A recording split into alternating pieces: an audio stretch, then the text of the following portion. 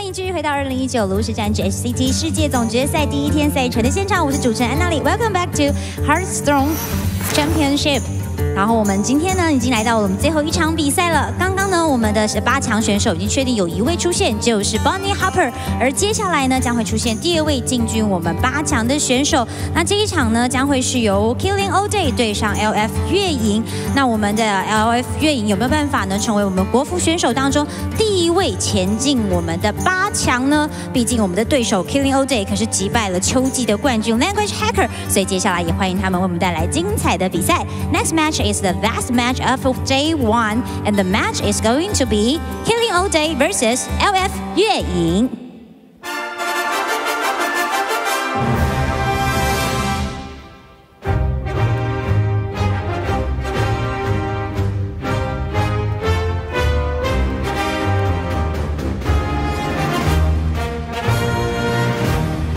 Players, please shake your hands with each other. 不好意思，我们到中间呢，一起握个手好吗？Okay, thank you. Please take a seat.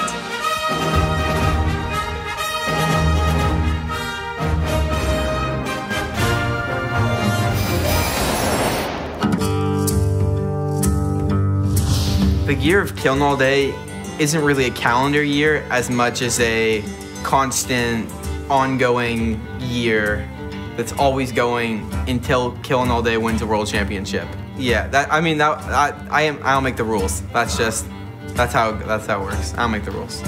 Once the new expansion came out, that's when I was just all in, so many hours every day in the lab, 10 people in the call, everyone was playing, so really going all in and prepping all day. I think my practice group's pretty good. They're innovative and they help me a lot. But at the same time, there's players like Bloodyface who mostly practices with himself and he plays against himself and he's really good. So, I mean, I think it could go either way. I think if you're as talented as he is, like, he doesn't need like creative ideas from other people usually. So he just practices the mechanics of the game versus himself and that's really cool. But a player like me, like, I like to have people like confirm my ideas, agree with me on things and make sure I'm not doing anything too crazy. Thanks for all the support and all the people who voted for me and tweeted at me. It makes me happy to see everyone supporting.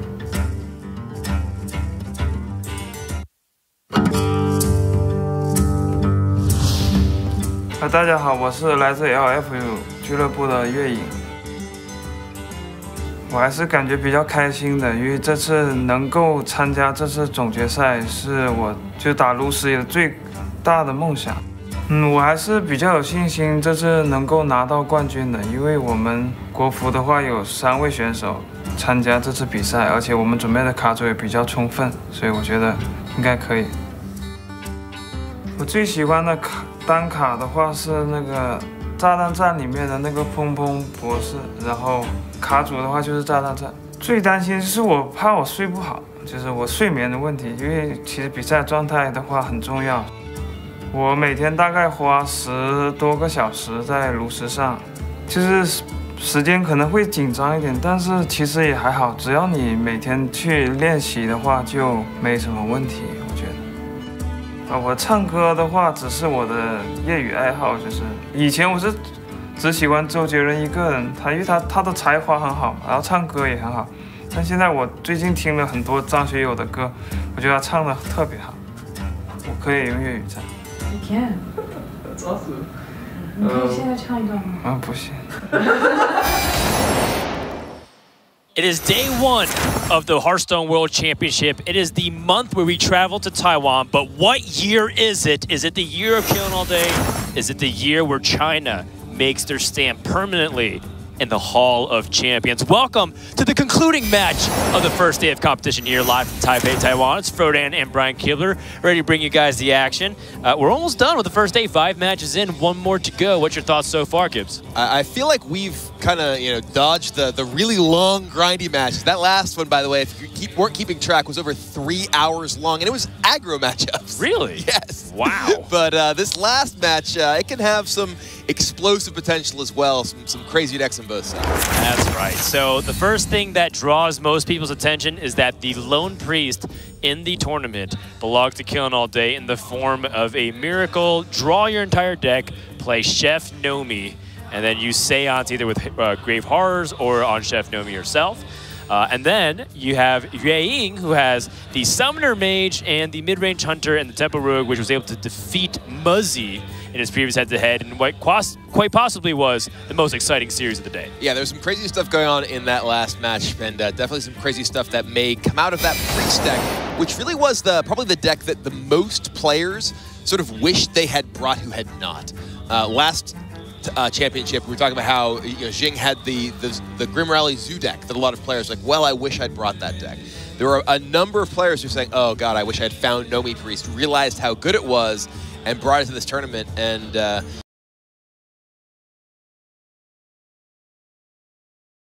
really helping carry him through in terms of how his lineup functions. Yep, another deck that is having middling results, but we'll figure out what it actually means is Bomb Warrior. Bomb Warrior is a lot more of an even spread of matchups. You look at Control Warrior, the decks it beats, it absolutely crushes. It's not even close. So, however, some of the decks that it loses against also feels very polarized. Bomb Warrior feels like it gets right in the middle of that, and that's no different than Tempo Rogue matchup. Yeah, we heard a lot of players talking about their decision to bring Bomb Warrior or Control Warrior. The Warrior was one of the most popular classes, second only, I believe, to Rogue in this tournament. But there was a pretty significant split whether players were playing Control or Bomb. We're seeing, you can see most of the Control Warrior decks tomorrow. But the rationale behind playing the Bomb Warrior deck for a lot of players was, well, it may not be as powerful against Rogue in the matchups where it's really good. It is much, much better in the matchups where people are trying to target the Warrior decks. We saw, for instance, the Bomb Warrior deck take down Mid-Range Hunter earlier today. And that's one of the decks that people brought specifically to try and beat Warrior. Yes. For better or for worse, it's had okay results. Can't really tell one thing just from a couple games, but overall, Hunter does tend to get that edge of the Warrior. And the Warrior has still been able to perform regardless. You look at, for example, Killing All Day's Bomb Warrior, it has a lot of rush minions, and just having that Town Crier makes things like this Henge Clan Thug very vulnerable to that Militia Commander that can come out and just ambush. Yeah, Militia Commander is one of the real superstars in the Rogue matchup in particular for exactly this reason. There's not that many ways to just cleanly kill a Henge Clan Thug. And even on the coin here, Killing All Day able to get that out in time to prevent that Thug from ever hitting his face. Yep, but equip the Waggle Pick. There's no weapon removal in Killing All Day's deck, despite the fact that he knows that he's banning Warrior and going up against Rogue. But he won't really need it if he's able to set up good defense lines. He has a lot of removal, and he has that Zilliax ready to go. But most importantly, he has Dr. Boom Mad Genius. That card is the superstar of the deck. You're talking about, the Golden State Warriors of all-star teams. That is the MVP of the deck. I think Dr. Boom's more of like the coach. So he's Steve Kerr? Yeah, sure. Dude, I don't know basketball. I do know that Fair enough. Was it the Spurs coach Popovich? Yes. He's supposed to be like the best coach, right? I mean, he's one of the most respected, and probably one of the best coaches. Yeah. That being said, I totally know what you mean. Like, he's kind of the one like directing everything. Yeah, exactly. He's the one that keeps the glue of the entire deck because it gives all your mechs rush. The hero powers are very versatile, and of course, just being able to have big tempo swings. He's the one who has a master plan, much like Dr. Boom. I feel like he's always improvising it, though, because he says now would be a really good time for a master plan. Well, every turn he gets a different button. You got to run a different play, Yeah. Oh, so it's more like a football coach. Okay, fair. Now, HCT, he has the Heist Baron Togwaggle, the new legendary minion that we've seen in action a few times. I really like it in Bunny Hopper's deck. What do you think about it putting it in these Pirate Tempo Rogues, though? I think part of the idea of playing Togwaggle in a deck like this is that it gives you just a little bit more oomph, right? It gives you a little bit more power against a deck like Warrior, where maybe they have their Brawls and Warpaths, but they use those to kill your early game boards or mid game boards, and you have the ability to follow it up with Togwaggle to try and just give you one more big push to finish the game. Yeah, that's fair. I mean, a lot of times we see people picking, I think the most commonly picked treasure is the crown, whereas I think the best, highest win rate treasure is the wand. And the wand just giving you this extra sort of reload that is just super, both value and tempo, right, is just so powerful. Yeah, I mean, when you look at the treasures, when you play like the dungeon run, you know, years ago, you're thinking, wow, these cards would be really fun to play in standard because it's just really broken, right? That's what you were thinking about back then. You used to get them off of like Mara the Fox. And you're like, ooh, I hope I get this. It's like, no, you just get what you want. Right. Whatever you want, it's yours. And even though he's able to get that, though, you know, Yang is not able to really set up anything on the board. You know, this is part of what Warrior is able to do. Even if you're playing that bomb variant, you can still just play removal, right, and just exhaust your opponent of resources. And it's up to Yang to present a threat that'll force Killing All Day in a bad position. And he's also relatively safe leading into that Dr. Boom turn.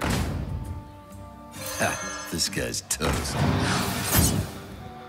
Just picks apart the Dynomatic, sends 5 damage in, so no more armor for Killen. But yeah, as you mentioned, there is Dr. Boom. Yeah, it's a relatively safe board to do it too. So, with 2 copies of Shield Slam in hand, he's going to go for it. With 2 copies of Shield Slam in hand, there's some argument to trying to preserve your armor up hero power, or potentially use Dr. Boom plus a Shield Slam in the same turn. But Killen just wants to get that hero power rolling. Yeah, I think what's important also is that any mech that he draws now will have that rush as well. So the hero power upgrade is certainly a nice quality of life adjustment. However, it's, you know, the fact that anything that he's able to play now can contest the board, and that's what makes Rogue's life super difficult. And this is why many people consider Warrior to be the counter of Rogue, because they try to set it up. However, usually what you can do is set up burst from hand. I don't think Yui's hand is telling that, though. Well, I think one of the things we're seeing in Yui's hand right now is part of the reason not everyone's playing 2 saps. A lot of players cut sap entirely. Some players play 1 copy of sap. Or Togwaggle. And yeah, and right now, you know, we're seeing tempo Togwaggle. Is he going to swing with the weapon? Bounce one of them back? Yeah, I mean, Yui recognizes that the situation is bad enough where he has to take action. And, you know, now Killing All Day, his 3-mana 3/3, as people usually joke about Clockwork Goblin, is actually a pretty decent minion when it has Rush. Yeah. I mean, Killing All Day can just use his hero power plus Goblin plus Shield Slam to clear this board if he wants. Yeah, pretty much can choose whatever. There's a variety of ways, right? Can just fire out Warpath, as it appears he's doing, Warpath and hero power. And I think from here, Yuang is going to be really dependent on Myers the stable element. Yes. Yeah, part of, I think, Killing All Day's specific decision here, and he finds a Blast Shield. The Clockwork Goblin is particularly powerful in combination with Ziliax to get you that 6-attack rush minion to gain life once your opponent actually gets into your health total. It's a really funny and cheeky play that you can use to sap the whelps that go into your opponent's hands, fill it up. I don't think it's very practical, but something that Yuang has to find use of these saps, because when you sap a lot of the minions in this deck, they're going to have really good battle cry and rush effects. So a lot of times you don't want to sap Ziliax, you don't want to sap Dynamatics, definitely don't want to sap you know, other really powerful things that shuffle bombs in your Myers staple element. Right. So for a second, I'm like thinking, why not Leroy and sap these minions, fill up the hand? I guess he could just find other ways to get there, though. And Wrench Caliber picked up. Yeah, I mean, Killen even has an opportunity to go for a giant mech here. Can combine the Clockwork and the Ziliax. Does feel a little bit unnecessary, though, given that he's in a really good spot. Yeah, and I think when you have Blast Shield, you want to use Blast Shield. Because, you know, you only have a 25% chance to get Blast Shield on any given turn, and that's assuming you didn't just get Blast Shield the previous turn. Yeah, Yep, I think it's fine. I'm a little surprised he's going for the Ziliax here, honestly, because it is so powerful in combination with additional mech. And he does have the opportunity to just potentially just like Shield Slam this down and get the Wrench Caliber online. I think I like the Wrench Caliber Clockwork setup here because it also dumps hand for the Omega Assembly. It's true. That being said, I still think Killen's in a fantastic spot. Yeah. There's absolutely, you know, he's absolutely in a powerful position here, and yeah, we may see these saps just used, as you mentioned. Well, yeah, also dump the hand. Right. With Myra's in hand, you want to empty as much as you can, and yeah, Ying recognizes, okay, well, I'm on a clock here. Raiding Party is a no-go. Does nothing once your deck is empty. Van Cleef can be powerful. But yeah, it's still a rough situation here, and oof, there's the bombs. Yeah, so, I mean, Killen has this opportunity now by shuffling the bombs in, he guarantees it. And I think that's his hold from the previous turns. Sure. His previous turns like, okay, well, his only way to win this is to Myra, and if he plays the unstable element, I can shuffle bombs and guarantee 15, 20 damage over 2 turns. Yeah, that's fair. That's absolutely fair. And here, he wants to use the shield slams for sure before his opponent starts burst damaging him. He knows there's a Leroy in the hand. Right. I mean, this is extremely one-sided. HCT does not have 29 damage next turn. There's a Hecklebot with no drawback. There's a Devastator. That's even better. Face me, you addled amateur. Face me, you addled amateur. There's absolutely zero rush here, pun intended, for killinallday to end the game. Right. But this overdraws, which is really annoying. Right. Yeah, this is the one downside of bomb effects. Same thing with Hakar's Mark or Corrupted Bloods, where if you have a full hand, it doesn't activate. All right, well, Miscreant is the hero, hopefully, for HCT here. Finds a Kobold and Faceless Lackey. There's a Prep Sap available. Yeah, he's going for the biggest, thickest, fattest Van Cleef. Blood and plunder. This Van Cleef looks like it's a 12-12, which is fairly important to survive the Omega Devastator's attack. Oh, sorry, 14-14. Even bigger. But with the weapon plus the Omega Devastator itself, it's still enough. Just goes to show you just like the raw power of that card. Yeah. One card answers a 7-card combo. Yeah, the Omega Devastator here, plus even if the Microbots can take out the Pirate, take out the Van Cleef, send some bombs in. I mean, right now, killinallday is just trying to figure out, is there a way I die, right? Because there is Leroy Wagglepick. Yeah. So is there a way he dies? Is there a way he lethals? Like, I'm actually just looking. Yeah, is there a way to kill your opponent? You know, you can put what 3 bombs in the decks. That's and plus 15. 2 fatigue. So wait, that's 18, actually 15, 20? 16, Close. 17, 18. Right, if he attacks with the face of the weapon, he goes down to 19, shuffles 3 bombs. It's not enough. Yeah. But this is still very good. Pretty close to lethal when you kill your opponent's stuff, and you're at 25. Okay, Hecklebot having rush, that's just not fair, man. That's cheap. He heckles something and then just punches him in the face. I know! He starts the fight and gets to finish it.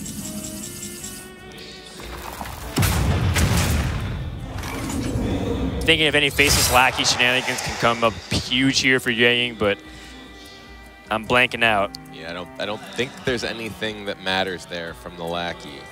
Yeah. And I think he's going to bounce this Miscreant, perhaps, with the Wagglepick to try to find something. And he's guaranteed dead next turn because Killen has those bombs. Right. So there's nothing really that HCT can do in this position in the following turn. He has to win this turn, and we know that's not possible.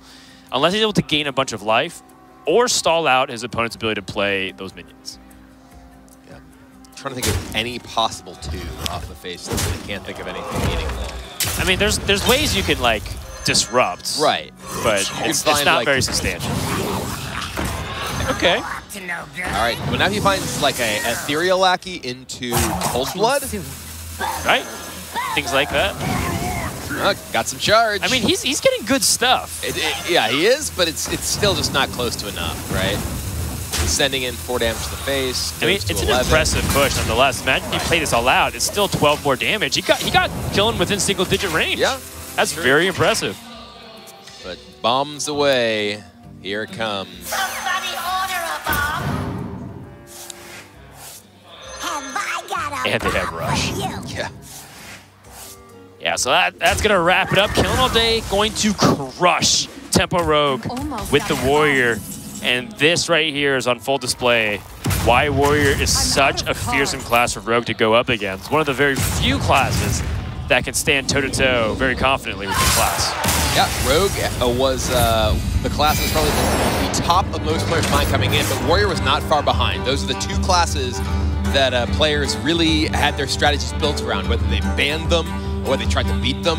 And there we saw, why Warrior is typically the pick to beat the Rogue. Yep. So killinallday off to a great start, and statistically, he needs every single win he can get, just because Miracle Priest tends to struggle on ladder, but I think it's largely due to the difficulty curve and the newness of the deck. Yeah, I think when you look at the stats for a deck like the Nomi Priest deck, it's kind of like looking at old Patron statistics, where people are like, oh, Patron's a sub 50% win rate deck, and it's like, well, no, it's not. Like, it may be when you take into consideration the people who are not experts playing it, but killinallday, we saw his first performance of the deck, he just tore through his first-round opponent and put on an absolute clinic with that Nomi Priest. Well, we're just getting started here in this best of 5, where the winner goes to the quarterfinals. Stay tuned. We'll be back with more Hearthstone action. I'm killinallday, and I'm from Torrance, California. My name's definitely cooler than Blood Trails. I think I have the best name in this competition, hands down. Yeah, I think Dog has a good username because it's so simple, and I respect Dog as a username, and as a player, of course, and as a streamer, I guess, and as a human being, too.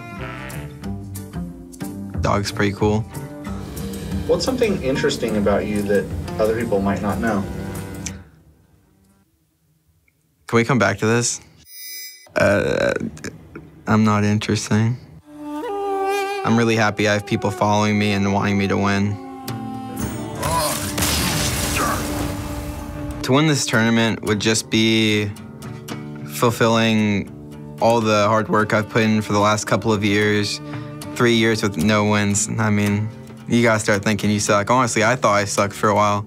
I'm just happy my parents don't think I suck anymore. They're really excited for me because they've all been following me for like years now, playing competitively, but I've never really won anything like this before, so they're like, wow, you finally did it.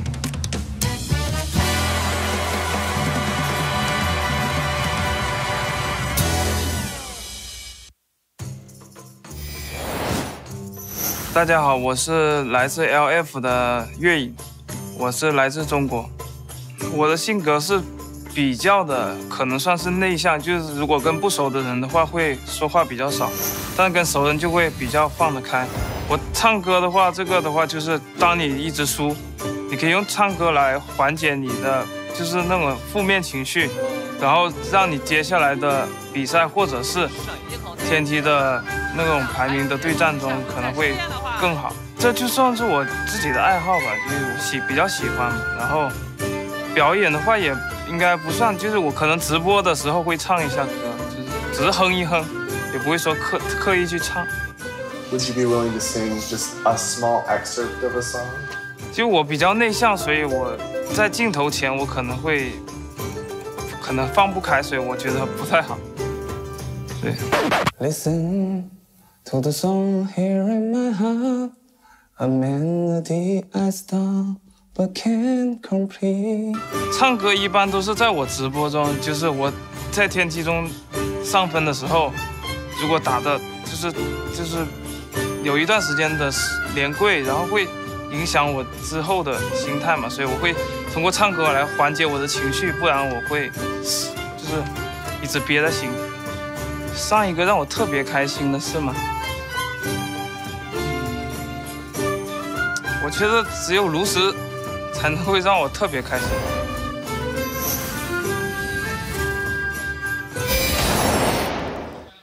Welcome back, everyone, to the last series of day number 1 here at the Hearthstone World Championship. And good news to Cora, she found her new duet partner.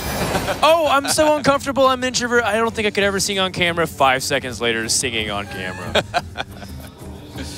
She's probably asleep, as right now it is very late in the Americas. A big shout out to everyone who stayed up watching through every series and supports Hearthstone.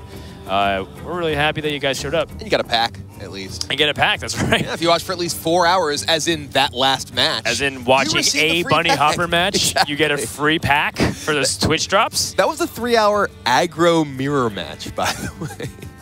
Was it really 3 It hours? was over. It was like 3.5. Did you measure it, or did someone tell you that? Drew did, backstage.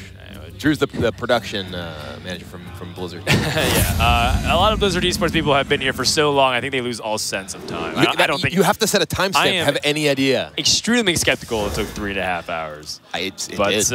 We'll go ahead and go into the VOD to look at it. In the meantime, let's focus on the present. We have Warlock up against Hunter. Zoo Warlock has definitely struggled a little bit today on stream. And, you know, so much so that people like Hunter Ace use, you know, trash talking Zoo a little bit. Not the players, just saying the quality of the deck. He's like, dude, I think Zoo's just not good. And I'm like, well, you know, it's like consistent. He's like, yeah, people like it because it's consistent, but it's just not good. And I think obviously he's biased. He didn't bring Zoo Warlock. But what do you think about Zoo's performance so far? Zoo, I think, seems pretty solid. Not this draw from Killing All Day, though. You're playing a deck that is essentially all one-drops, and you do not have a turn one play.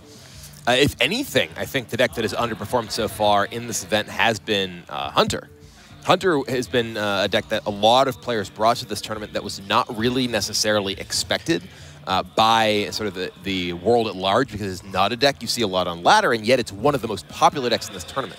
And a big part of that is that Hunter is a deck that is very strong against non-rogue decks, or at least is purported to be.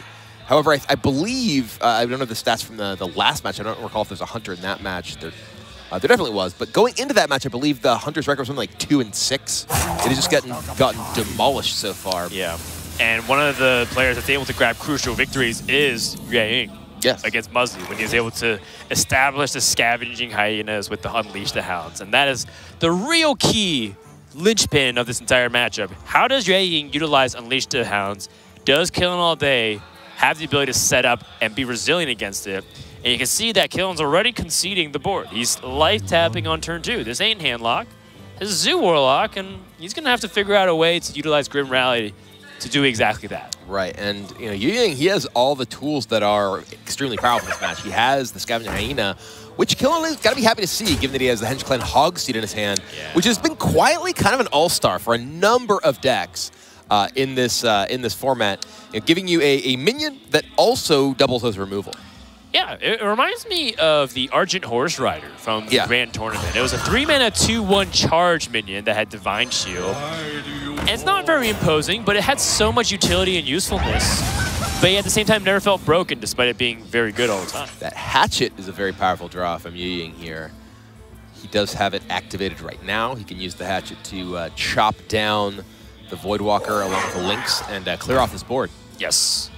And the fact that the Hatchet has a lot of durability charges gives it so much usefulness against a deck like Zoo that plays minions around that health.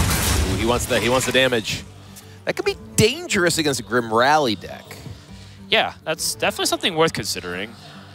It's not like, I guess maybe he's trying to tempt Killen into make the trade for him, and then if it doesn't, he has the opportunity to get, say, a Dire Frenzy and land it onto that. Yeah, I suppose with Timberwolf Unleash in your hand, you think it's probably fine if your opponent has a mid-game small Grim Rally here. It's true. And Killen with the Knife Juggler might extend exactly onto the board here. It doesn't seem very strong because of the threat of the Hatchet. Right. I am very afraid to try to full name that card because I feel like it's a tongue twister in itself. Headhunter's Hatchet. And I wonder if, like, I was going to say exactly this. I wonder if Killen, because he's considering how weak his Knife Juggler setup is against the Hatchet, will just opt to life tap instead. Yep, he does. And I think this actually is something that HCT was considering too. In the past, this is a matchup that's actually been around since the very beginning of Hearthstone. Mid-range Hunter versus a Zoo Warlock. And one thing that Hunter started doing was just clearing the Zoo Warlock's board, because the more they life tap, the stronger their hero power gets as well. So if you clear their board, it's almost like you're on a mini quest. The quest is clear your opponent's board, deal 2 damage to your opponent. Yeah, when both players are trying to kill the same player, you know, they're deal damage to the same player. Yeah. You know, if you're trying to do a challenge friend request, it is actually the most optimal way to do it. It's Warlock versus Hunter. You just get the quest done within like a minute. Just with hero powers. Yes. You actually have to, you can just concede at 15 health. You don't actually have to go down to 0. So it goes down really quick. So once again, stuck in the same position. This is kind of the painful thing about losing the Voidwalker, but the difference is Killing All Day now has that Grim Rally for that extra mana slot. Gets that juggle. Get in there and fight. Some big moves making for Kill All Day. He's extending onto the board finally.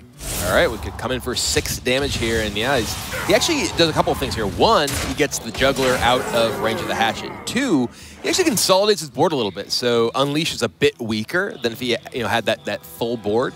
But the Unleash plus Timberwolf plus the weapon, I believe, can still just clear everything off, especially with Bestial Wrath. Yeah, the Bestial Wrath. You know, that's the second time we'll see it today, being utilized really well. Just one of those things where Shimmerfly, you don't really expect it to be that great, but it's got that web spinner effect. Sometimes it just gives you that utility of having a beast on the board, and sometimes it just gives you the right card you need in that situation. Sometimes all you need is a Core Hound, hit him in the face. Yeah. Sometimes you need a Bestial Wrath to keep your Hound alive.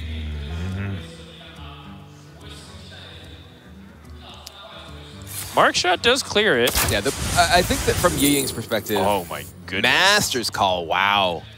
That is a value card off of an Unleash, or rather off of a Mark Shot. Here, HCT, he's biding his time.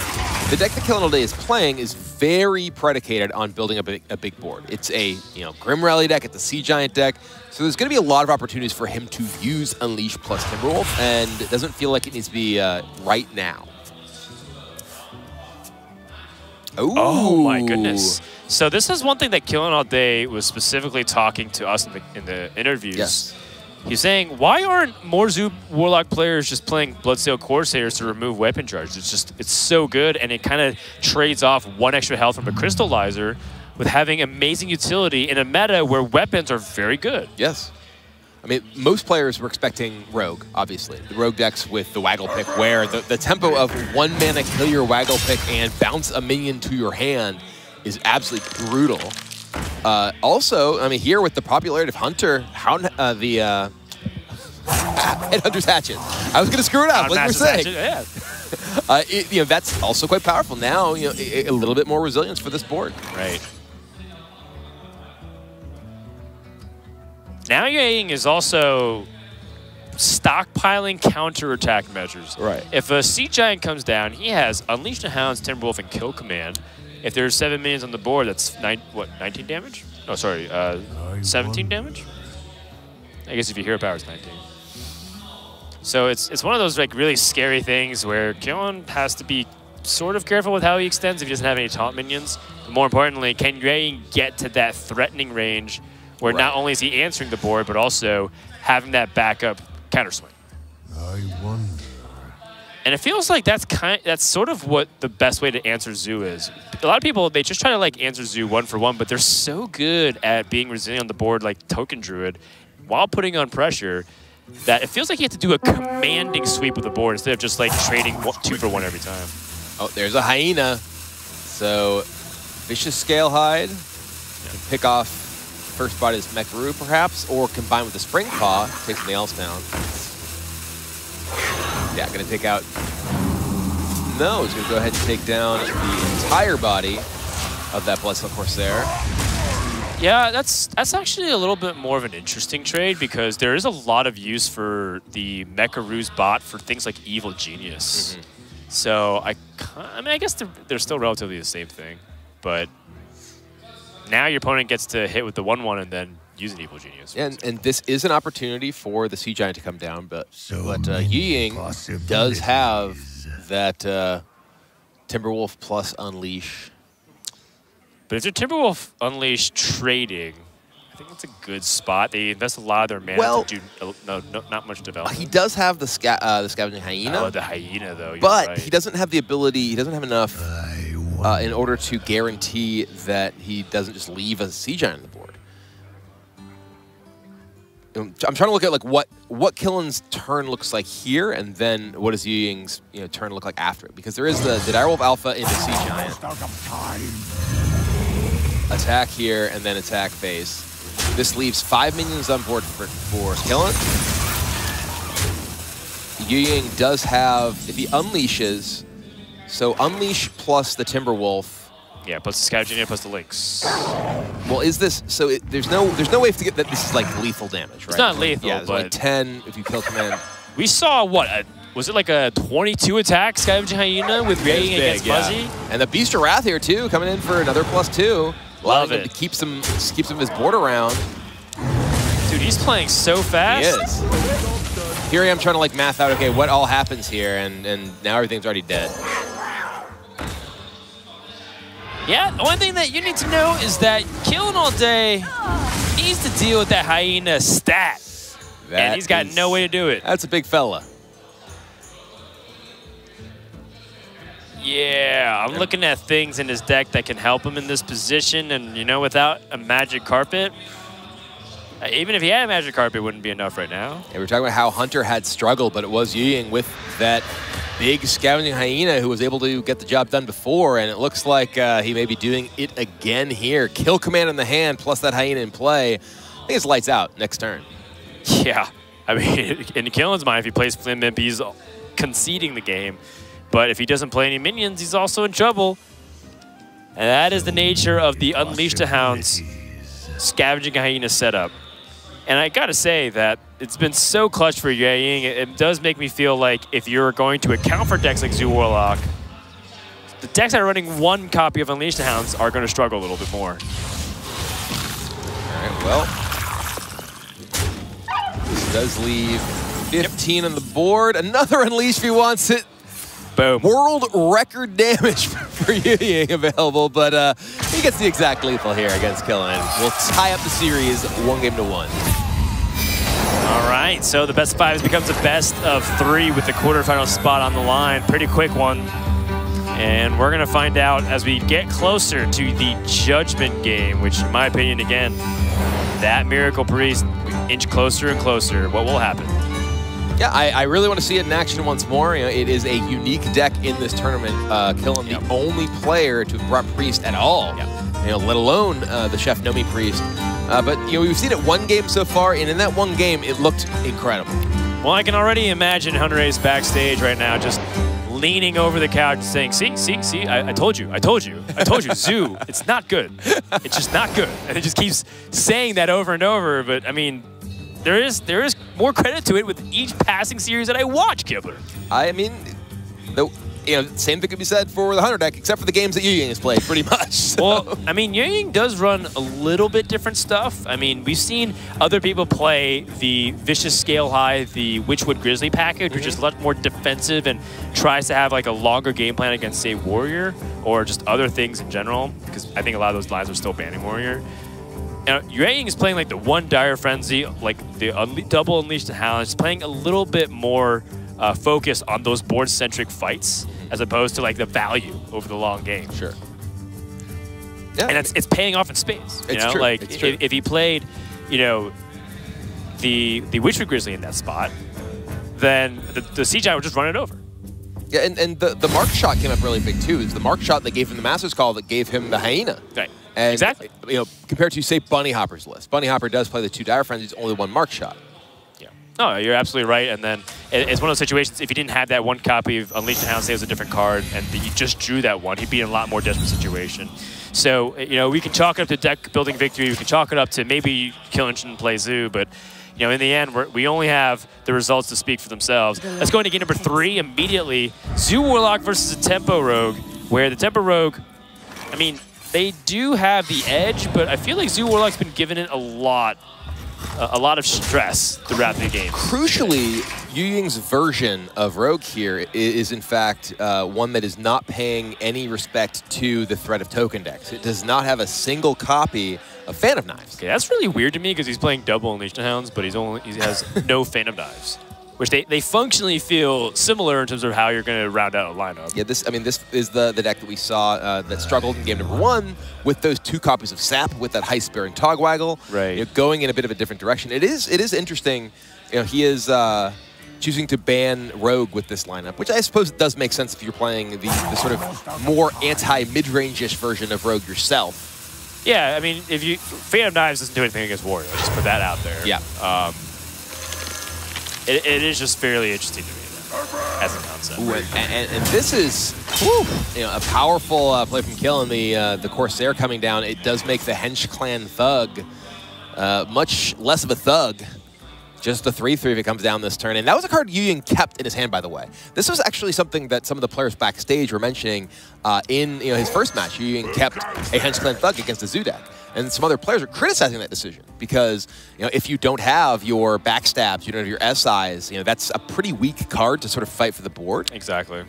And here we see, in particular against KillinallDay's deck with the 2 copies of Bloodsail Corsair, it is not looking good. This looks like it's going to be a huge turn here for KillinallDay. Oh yeah. My Abusive goodness. Sergeant into the Egg, into a Voidwalker, into a Grim Rally.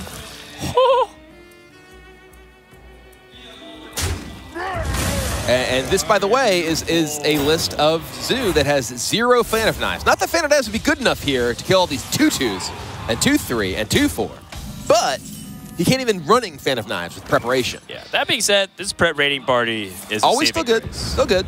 It will give him the Waggle pick plus Dread Corsair. Or ×2 maybe. Yeah. Oh, nope. Pick it just up. a 1. It's actually a fairly big deal. Yeah. Spot. Had he be able to drop double Dread Corsair, he answers the board completely. Yeah, it's true. Is that an Abusive Sergeant off the top? KillinallDay. Flame Imp. Flame Imp. It looks so close to him just getting a really good trade. And this 3-3 is actually a pretty big deal here because it does eat 2 of these.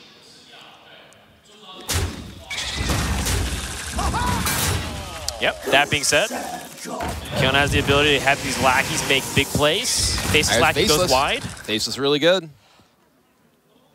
Like you mentioned, without the ability for Fan Knives to come into play, you're getting struggles with wide boards. I mean, Rogue already struggles with wide boards. Ooh, interesting. So Crystals with Kangor here, does make the race you, kill you plan a lot tougher, right? Yes. It's going to gain a decent amount of life here, possibly for Killen, if he's able to find any kind of buffs for it. Yeah. Yeah, but this utility off the Waggle Pick to clear off the minion board, fantastic. And you can see the Waggle Pick in full effect as a defensive card. Yeah. Also good. But, the Killen still has 27 life left. He's going to get 2 more from attacking with the Kangor here. Nice. Magic Carpet is the draw. He can attack and kill the SI with this Kobold Lackey. I thought he had 1 extra mana crystal to be able to play both. Just short. So 27 for Killen. HCT has done well here at picking apart this board. Second Waggle Pick comes down. Will take out the Kangor here. That Myers Unstable Element draw is massive, Kibler. The fact that Yang, I mean, at one point Killen, I think, was on the I'm going to outvalue you through the hero power, or sorry, out-resource you through the life tap hero power and grab the board. Oh, hold on a second. Second Corsair drawn. This game is going back and forth like really crazy. That Waggle Pick is gone. No chance to green skin it. And now Yang is under significant pressure because he can't deal with this Magic Carpet without sap. And this would have been so different here. It would have been a Waggle Pick in play, green skin for additional durability, plus Deadly Poison to even allow him to take out the Magic Carpet. Yes. But instead, is this going to have to be Leroy killing a carpet? Oh, man. That feels like a losing proposition because you're giving your opponent more minions on the board for Grim Rally, for a better Sea Giant, although you do have sap. It does, but what's your plan? I mean, you can Hero Power Greenskin here, kill a 2-2, leave up a Magic Carpet, and your opponent just keeps throwing things into your minions. What about... Okay. No, you're right. At the same time... You can sap the carpet and then do what? Get a Greenskin. Okay. Well, yeah, if you sap the carpet, it doesn't feel nearly as effective because they're at that mana where they can just kind of play the carpet and have full benefit anyway. Right. Because their deck is all 1-mana minion cards, so if they just play the carpet and life tap, they're most likely going to play that. And now KillinallDay can play Mekaru, Sea Giant, trade the Mekarus for Greenskin. Ridiculous. This is such a powerful It even turn. still leaves him with a wide board because they're Mekarus. So even sap here isn't that effective at dealing with the Sea Giant. Yeah, and Rang's running out of life. So things like Myers Unstable Element. He's down to 12. It's going to put such a fast clock on himself. It almost feels like he has to Myers Unstable Element now. Otherwise, he's not going to be able to get the benefit of having a couple turns to set up big swings. Yeah, so if he were to sap the Giant, play Myras, he could even sap the Giant, play Deadly Poison, play Myras. Yep, that gives him the ability to play Dracosaur immediately, and then utilize Backstab and Preparation if he needs to do anything else. He could draw Backstab and kill the carpet there too. I like it. So that's definitely happening. The question is what else I think he played the Myras. Yeah, I think he's going to Myras without the Deadly. So he gets one fewer card. There's that Corsair too. I'm out of cards. One fewer card. I'm curious what he was hoping to draw that he did not want to play the Deadly Poison first. The only cards in his deck is Sousy deckhands. But he's already played one. And he drew one and didn't play it. And he didn't play the Dread Corsair either. He doesn't want his... He wants... Okay, so I think his plan was to not play minions, force the Sea Giant to be max cost, and then go for like a sap and like a tempo play afterwards, but he's still not going to get there. Right now he has Leroy, Eviscerate, Sousy Deckhand for 12 damage plus the 4 damage dagger. That's not going to get there. That's not even half of killing. Well, that's a little bit over half of killing all day's life. All right, well, the small minions, the Joey bots, send themselves in. 1 damage fatigue. Blood and plunder. And, yep. He can take out the Sea Giant at least. This guy's toast. And in doing so, play a Big Edwin. Right, but I mean, Killen also is pretty close to ending this game. Although, I will say this Edwin is very fearsome. Yeah. All right, well, you go down to 4, and he has what, 16, 22 next turn. He still doesn't have lethal. Right, he also dies in fatigue. He dies to fatigue in 2 turns. Yeah, so it seems like he's dead no matter what. Yeah, I don't see a way that this wins the game. Killen kills one of these on board, you attack for 19, and then the game ends. Yeah, right. So Killen probably won't even life tap if he can math it out. He has to evaluate where are all the cards I've seen. Yeah, I he just saw an Eviscerate. Right, you play Sea Giant attack in. That's the best chance of winning because your opponent dies to fatigue in 2 turns. Right. There's zero reason to try and do anything else. And as it is in fact what Killen does, there's fatigue for 2. And there is 19 damage available to HCT, 20 with the dagger. That's not enough. Killinallday leads 2-1. Zoorlock with a huge victory over the Tempo Rogue. Zoorlock unfavored against it, but you saw that explosive start in combination with HCT's awkward mid-game. Yeah, and more importantly, Ahoy matey. Bloodsail Corsair coming in huge. Not one. Both times. But 2. And that is the difference maker because a lot of people have 1 in their deck list, Kibler. Right. The tech cards, the decision making here for Killinallday before the first card was drawn this series is paying off in spades. Yeah, some have no copies, right? Bunny Hopper in particular, he said that he feels like the Waggle pick isn't really a card that your opponent's looking for. In the Rogue matchup, it's a little bit too slow.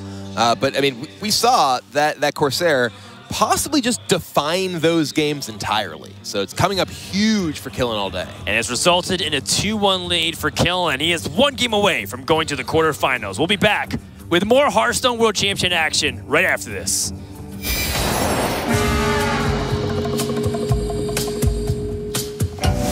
Hi there. My name is Chad Nervig, and I'm an initial designer on the Hearthstone team. I'm here to talk to you about the devious mechanics coming in the next Hearthstone expansion, Rise of Shadows. Specifically, let's talk about the Rise of Evil. In Rise of Shadows, we have the League of Evil, an organization of wicked villains whose evil plot has brought them to the floating city of Dalaran. You're probably already familiar with their core team. They're villains you've tangled with before. Let's go through the League of Evil dossier. First off, in the Warlock class, we've got the leader, Archthief Rafam, the bad guy from the League of Explorers. He's joined by Madame Lazul, the priest from Whispers of the Old Gods, King Togwaggle, the rogue, Hagatha, the shaman, and lastly, Dr. Boom, the warrior. Together, they've formed the League of Evil and have set their eyes on the treasures of Dalaran. Now, every villainous organization needs lackeys to do their bidding, and the League of Evil has the best. Lackeys are a new mechanic in Rise of Shadows. There are cards in the Priest, Rogue, Shaman, Warlock, and Warrior classes, the Evil classes, which add random lackeys to your hand. Check out this card, Improve Morale. Improve Morale is a very versatile card, able to be used on both enemy minions or occasionally friendly minions.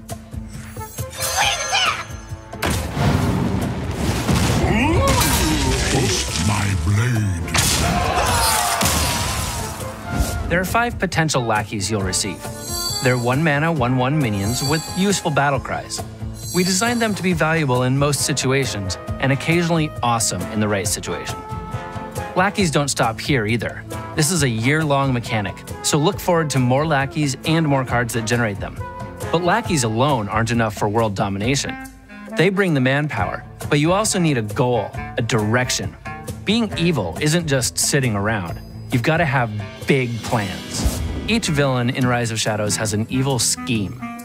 Schemes are spells with incredible potential, but you can't just rush into an evil scheme. You've got to take your time and think it through.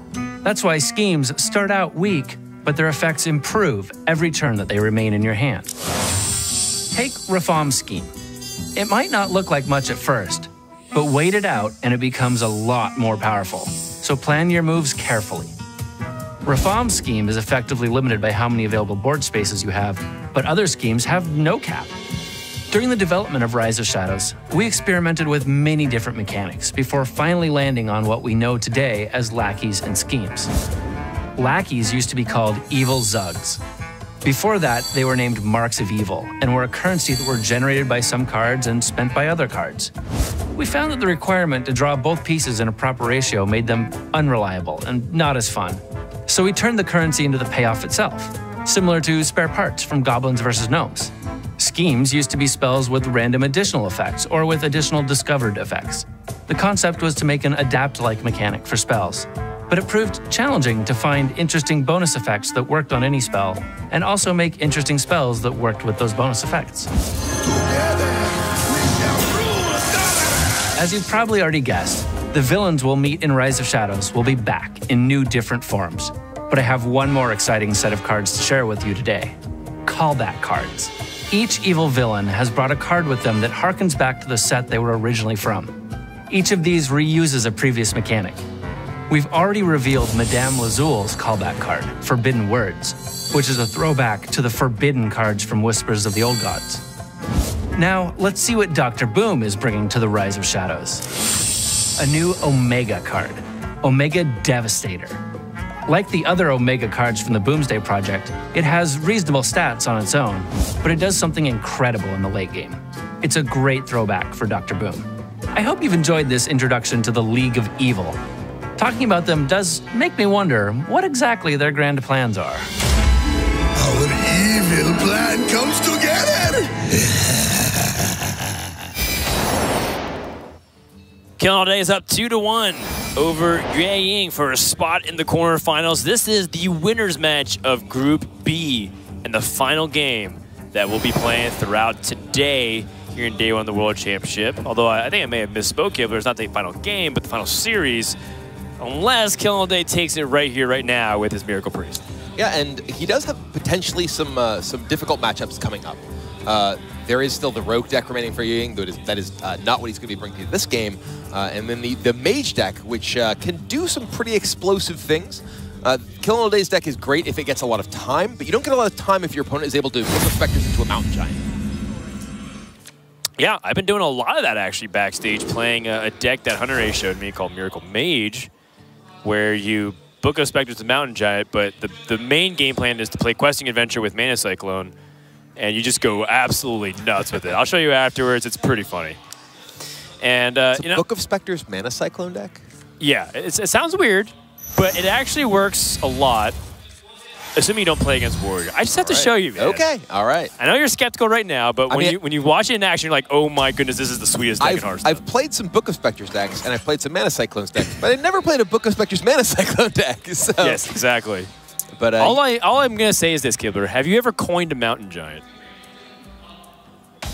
With that deck, you can, and I'm not joshing you. Big draw for HCT here. Picks up a Twilight Drake on turn 2 to enable his Fire Tree Witch Doctor. Yeah, that's really big, especially because he has a Mountain Giant in hand. He can keep his hand size really, really big. The thing is, though, Power of Creation is really late. It is. It's a really late game card. I think the game often is too far into motion unless Power of Creation just gets you direct charge damage, like the Reckless Rocketeer or the Argent Commanders. Takes a Flame Strike. Flame Strike is pretty bad in this matchup, I think. Against Chef Nomi? Yeah.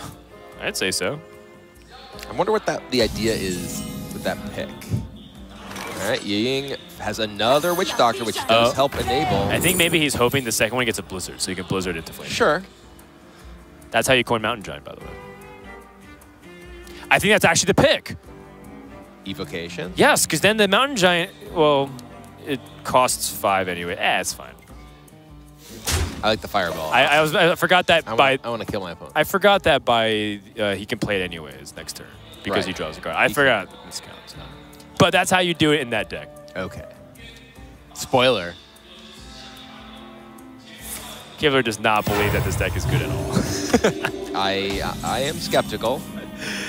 All right, HCT does have the Giant, and he has Calling in Hand already, though Kill All Day does have the Mass Hysteria, which is an excellent answer. It doesn't really do that much here. It takes 4 power off the board. Well, I'm saying if the Conjurer's Calling comes down the Giant, right, Mass Hysteria is an excellent answer. But here, yes, I would say that you do not want to play over Mass Hysteria. Well, he does draw the Acolyted Pain. That's a really crucial card for his hand in particular right now. Right. I must consider. He could play the Acolyte Wild Pyromancer into Circle of Healing plus another 0-cost spell. Yeah. He's starting with Regenerate. Yeah, Circle of Healing would get the 1 damage first. If you start with Circle, yeah. He was about to start with Regenerate, but if you start with Circle, you can play Circle into Regenerate on your Pyromancer, and then play Circle again if you want to draw more cards from the Acolyte. Right. Yep. And then you heal your Acolyte for an extra draw too. Right. It's like you're talking about. That does find a Gadget Sands, though. Feels very hard to not use Power of the Creation in this spot. Yeah, I mean, you get to hit your opponent for 8. Conjurer's Calling. Yeah, you get to hit your opponent for 8, and then you actually would really like to get the 7/8s. If he gets the 7/8s, then they don't actually, if you get Grave Horror, they don't die to a Mass Hysteria. But he did not. He got another Giant, so now this is an opportunity. Killen can just attack into one of them and play Mass Hysteria and clear the board. That's right, and then the threat has been abated for now. You know, for a minion-heavy deck that plays barely any spells, is holding an awful lot of spells. He really does. He has more spells than... a lot more spells. He has more spells in his hand than are in his deck. Actually, that's not true. He's the same number, because he does play the Power of Creation. It feels like that. It does. It's fairly close. Oh my goodness. Oh no, actually he has 7 spells in his hand. Are you serious? Jeez, Giant number 2 with Conjurer's Calling number 2 with the Twin Spell. This actually works out fairly okay. Well, not works out okay for Killen, but like he actually has the version of the deck that can handle it because he has 2 Mass Hysteria versus a lot he doesn't have one in his hand. And he's at 18 and his opponent has 2 Giants and a Fireball. So right now he's looking pretty dead. Yeah, that Lizzo scheme is fairly recent, right? So we can't go just for drew last turn. Oh boy. I think Killen's dead. I don't think there's anything he can draw at this point, given the Fireball. I mean, this is what we're talking about, how much pressure this deck can put on. You know, HCT did have a very, very powerful hand. Yeah, I mean, that Mountain Giant draw was just absolutely like the nuts. And hey, second Mass Hysteria, just a little bit too late. Yep. Topsy-turvy, let's do a scheme, I mean. Okay, well, scheme for 2 here Regenerate. actually. Okay, and Rejuvenate. All right, Regenerate here. The scheme for 2, 14. So he's actually, thanks to this, just out of range of these 2 plus Fireball, right? Oh no, but the ping, yeah, the ping does it. Fireball ping. No. After all of his efforts, futile. Yeah, that Fireball off of the Fire Tree coming up big here, giving HCT lethal damage and forcing a game number 5 with his Rogue deck, which probably one of the toughest matchups for this one. I would definitely say so, although I would say it's a better matchup than the Mage, at least statistically. They're both tough. Which might be surprising, but at least it's not Warrior. Warrior would be just an abysmal matchup, which is why he banned it specifically. Yeah. HCT has tied it up and could be the first Chinese player into the top 8. And And let's remind you that China has made the semifinals for the past 2 years behind the back of Jason Zhou's performance. What's going to happen this year? Yep. Have not made it better than that since Titular Celestial in the first World Championship back in 2014, who lost Firebat in that finals. Yeah, went through a little bit of a mini drought, but, you know, it wasn't about quantity, it was about quality for the Chinese players. As we're going to go straight into game number 5, no break. But just to finish this thought here, according to the matchup spread that's available on Ladder, the Priest's best matchup in this best of 5 is actually Rogue. It does worse against Hunter, it does worse against Mage, it does very bad against Warrior. And, you know, I will say, though, that the deck list that Killen is playing is kind of outdated, though. You know, he doesn't have things like, for example, the Divine Hymn. Divine Hymn is like a really powerful card just to keep your draw, but also to heal, because a lot of these decks are trying to burst you, like especially Rogue. He does have an acidic Swamp Ooze in his deck, to be fair. And he also has the 2 copies of Mass Hysteria, which I think probably make at least the Mage matchup much better, as we saw last game. Right. It was the second Mountain Giant draw that was a really big problem. Yep, and holding on to his Lazul scheme, pretty useful with the Topsy-Turvy for spot removal. And does have that Ooze. You know, HCT with a Waggle Pick in his opening hand, at least drawn off the top, and that Ooze is a big component in keeping that from being a ton of damage. Raiding Party. All right, well, we may even see Ying just prep the Raiding Party here to at least prevent the possibility of the dead draw from the second Waggle Pick. Does not, though. Chooses to stagger up. Yeah, I think the idea is that if he picks up, say, the Evil Miscreant, the prep Raiding Party says with the combo, or Edwin Van Cleef. Killen hesitating, like, do I play the Acidic Swamp Ooze here? Absolutely not.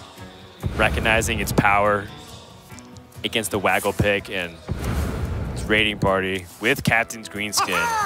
All right, it's going to be a party, all right. Deckhand 1 and 2 coming through. 4 damage to the face.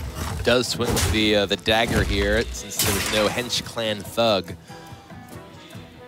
Killen has an Acolyte. Yeah, I mean, you know your opponent has Waggle Picks. You're trading your Acolyte for a card. And, you know, living for 4 extra life. Yeah, it's an interesting spot because obviously, you know, the Acolyte in combination with Wild Pyromancer, as we saw last game, can be very, very effective. However, you know, Killen does need to find a way to not just die to this board. So, you know, the absorption of damage from the Acolyte, I think, is appealing at least. It's a forced play. He wants him to play Waggle Pick so that way he can use the Ooze. Thing is, the Ooze is going to bounce back a minion. And there's another Waggle Pick. Wait, another Waggle Pick with more damage. Nomi, which is not a card you're looking for as long as you have cards in your deck. This is not looking that good for killinallday. This is one of the kind of decks that's out there at Hearthstone, which is extremely dependent on cards like Auctioneer. Yep. And, you know, Killen doesn't have any signs of being able to live to the Auctioneer. Yeah, Auctioneer decks are extremely effective if you get to go up against slower decks, controlling decks. Much less effective if you are getting your face beat up and you don't have time to find that Auctioneer and go off with it. I wonder if Killen wants to Seance this Ooze. Seance obviously is fantastic with the Graveheart, but we're not at that point where like he can even get to that. Yep, that's exactly what it looks like he's doing. Give me Ooze number 2.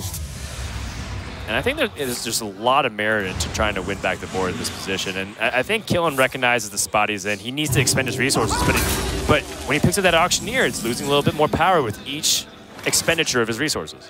The scheme Topsy-Turvy is so funny. It's like, you know, 0/0, kill your guy. Yeah. I was thinking like scheme plus like forbidden words or scheme plus, you know. Right. But no, just scheme Topsy. Out of here. You're dead. It's a very useful combo. 0 + 0. I do remember when you know, when scheme was revealed, we talked about, you know, oh well, this could make sense in some sort of Miracle Priest deck. I don't know what that looks like. But, yeah, when we were doing the card reviews on Hearthstone, Although, you know, usually when we say those things, we're just trying to like cover all kinds of possibilities. I mean, I wasn't sure actually how good it would be, and now it's starting to make a resurgence on ladder. It's pretty cool to see. So, you know, now you're in Ying's camp. You have a couple of options here. None of them seem super. Whoa, okay. He trades. That, well, okay, I wasn't expecting Tempo Greenskin here. I mean, he knows the Waggle pick is out there, so I was like, okay, maybe he sets up like a mini Van Cleef, like a 4-4 instead. All right. I like this, sort of looking at the you know, his available options here, because he is up against a deck that he knows has silence, right? Which makes Van Cleef much less reliable. Exactly. You can easily see your opponent playing, you know, if you had, say, 2 small minions on the board, like the Van Cleef and the deckhand. Yep. You know, Pyro into Silence Coin. Right. No, it makes sense. Dead. Here, you have a 5/4. You're playing a deck that does not really remove minions very well. Oh, more damage. Well, now, yeah, I really like this from Yuying. He is just going in on the dagger. Yeah, it is fairly vulnerable to a Mass Hysteria, but it's his best damage output, and it's kind of like what you're saying, like, this is the best way you can do with his hand. He still has more damage to back it up with the Waggle pick. I mean, Killen's down to 13. He may need to ooze this, which means your Waggle pick gets in the full damage. Oh, there is a silence. Big pickup. That's 4 life. But he still can't deal with the Captain Greenskin. Yeah, the Greenskin's still around, and frankly, Killen's not advancing his own game plan whatsoever. You know, he hasn't been able to find any ability to really churn through his deck here. Where's your Auctioneer, man? He's got a Nomi instead.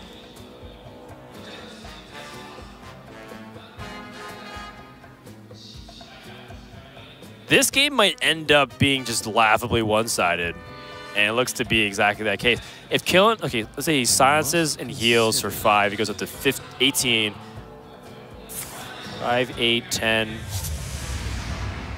14. He just picks up Leroy's making lethal. Himself a big Van Cleef. Oh, this is clever. Well, holy smokes, it's going to get destroyed by Sap. He's going in. He's deciding.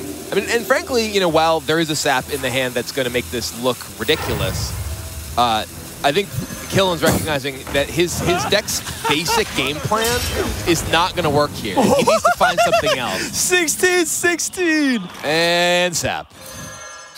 Well, and is it just dead? This might just be lethal with the preparation. Just dead. And, rather than the eviscerate here. Oh my goodness. It looked cool though. He made himself a 16-16. Oh yeah. Look, this isn't dying, it's dying with style. You gotta get a big Van Cleef out there.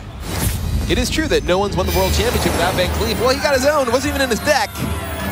It's out there. Jiaying, the first Chinese player to go through to the top 8 and could potentially put them back in the semifinals for the 3rd year in a row. The year of killinallday is gonna have to wait until the decider match.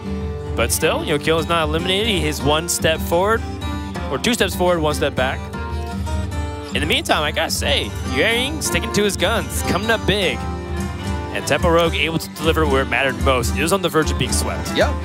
And, you know, we saw in Killen's first match that Priest deck looked incredible. It had all the correct tools when it needed them. This match, though, you know, it was where Killen really stumbled. He didn't have the time he needed to assemble those tools, and just got, you know, really rushed down by that Rogue deck, by that Mage deck. And frankly, if Yuying had not picked up that second Mountain Giant when he did, you know, Killen might have been able to beat even that very powerful draw from the Mage. Yeah, that's right. I mean, that draw with the Mountain Giant being able to play on 4 is one of the more ideal hands that you can have as a Summoner Mage. And now Jiaying, with his very powerful lineup, is able to go through to the top 8, having defeated Muzzy and killinallday, just farming the Americas region, the only non-Americas player here, 2-0 for the day. Yep. Pretty impressive stuff. While we see at the lower half of the bracket, we will see Language Hacker and Muzzy face off. I believe that's on Saturday. And then the winner will take on killinallday to see who will continue in the top 8. That's right. So with that, we are done with all of our matches, but we are also going to do a post-show with Brian Kibler and myself. So don't go anywhere. When we come back, we're going to recap day number 1 and preview day number 2.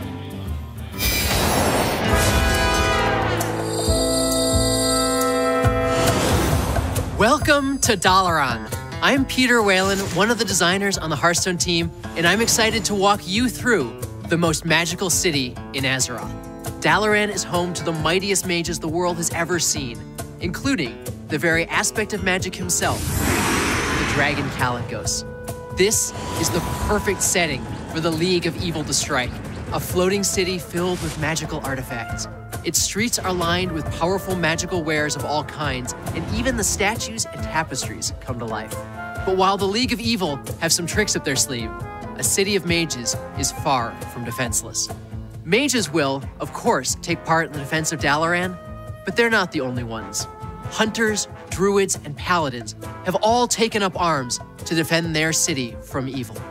Take, for example, the leader of the Dalaran City Guard, Commander Risa.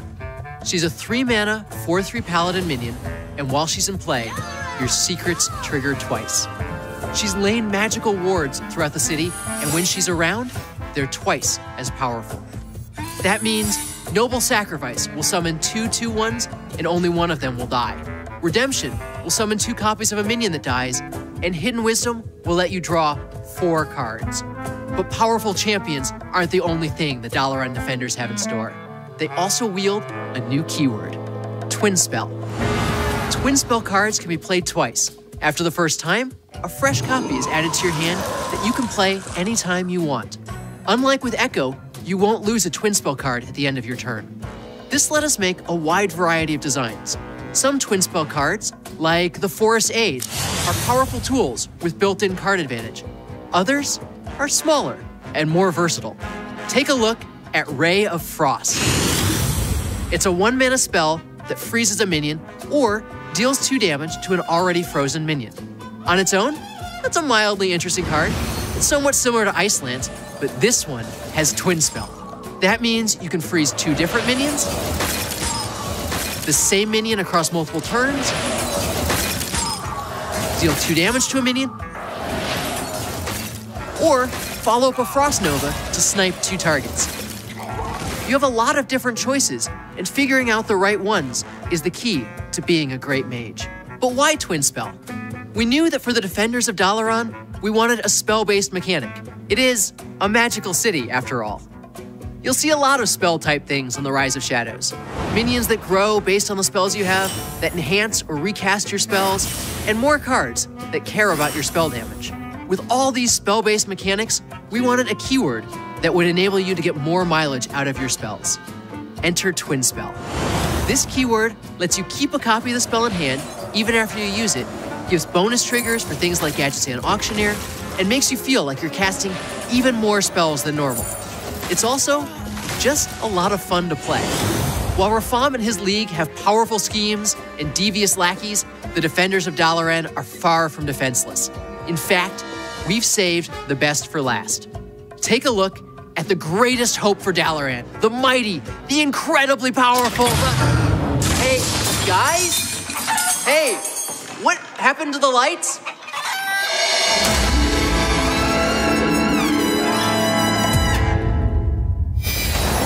Welcome everyone to the Day 1 World Championship post-game show with Frodan and Brian Kibler, where we're going to recap, review, and preview for day number 2. So let's take a step back and look at the 6 matches that we had. We had all of Group A and B play their initial matches in winners group today. What stood out to you the most here, Brian Kibler? I think probably the most impressive thing that we've seen is just Bunny Hopper's continued tear. He was the player who was top of mind for a lot of people coming into this after making a 2nd championship final just recently. And look at that. His record overall in HCT this year is 32-7, which is an 82% match win rate. That is just outrageous. And a vast majority of that is up against other European players, largely touted as the most competitive region. Absolutely flooring statistic. That is a kind of win rate that you don't expect in card games, period, let alone against the elite of the elite. So even after he qualified for the World Championship through winning his first appearance at a championship this year, he qualified again, made the finals. Now here he is at the World Championship. He's already through to the top 8.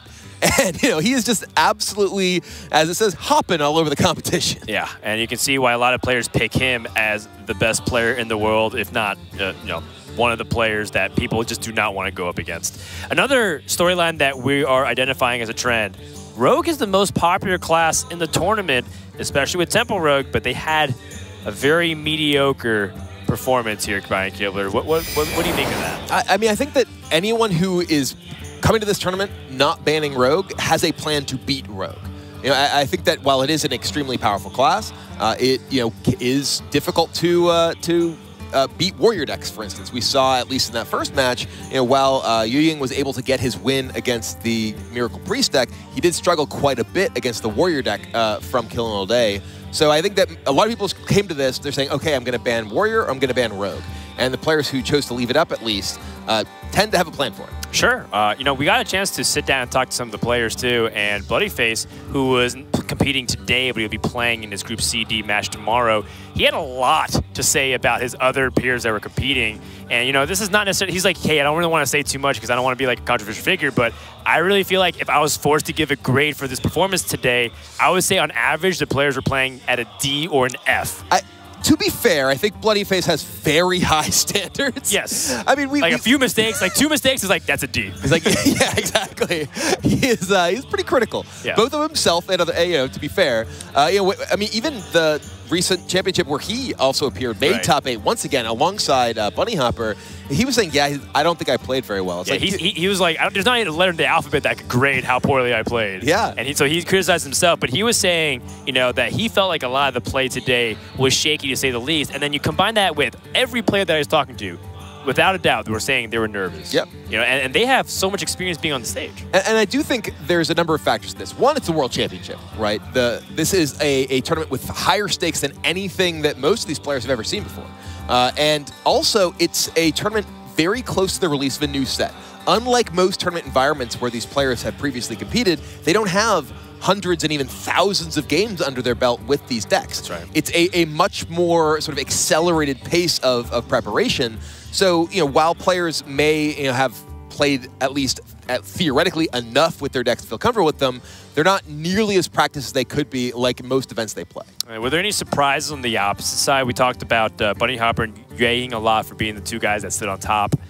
What about Muzzy? What about Blood Trail? Some of the other guys who have had really down performances and kind of sputtered out. Was there anything that surprised you about their performances? I mean, I do think that it was a bit surprising to see them just dropping their initial matches, but they had tough opponents, right? This is the World Championship. Everybody has tough. Exactly. Yeah. Seeing someone lose their first match, it's like, oh yeah, Blood Trail lost. It's like, well, Blood Trail played Bunny Hopper, right? And Muzzy played HCT, who, while he's not necessarily a household name like Bunny Hopper or Muzzy himself, he has just really impressed all of us, I think, with his performance over the past few events where we have seen him. All right, well, taking a look at tomorrow, we're going to see the other half. Maybe Bloodyface can put his money where his mouth is. We're going to play groups C and D. That's Hunter Ace, that's Just Saying, that's Bloodyface, and that is Roger, who is going to be fighting in front of the home crowd. Day number 3 will be the elimination day. We're going to have 8 matches, and we're going to have 8 people sent home, or 7, excuse me. And then day number 4, we're going to play out the top 8, quarterfinals, semifinals, and the grand finals. It's going to be an exciting day, and I'm so excited to get underway. Yeah, I am absolutely stoked. I hear the tickets, I believe, for the actual venue are sold out. I heard over the weekend, so I'm really looking forward to having a huge crowd in here. They won't hear us; they'll hear the Mandarin casters. But still, just look at that stage. They'll get to see how amazing this venue looks. It's been a wonderful day and a fantastic way to kick off the Hearthstone Championship Doors World Championship. We've had a lot of exciting games and matches and plenty of upsets and shocking stories to come. But at the very end of it all, 2 players stood on top of Group A and B. Bunny Hopper from Germany, HCT from China. What's in store for the future of the HCT World Championship for the rest of the weekend? You're going to have to tune in and find out. Until then, well played.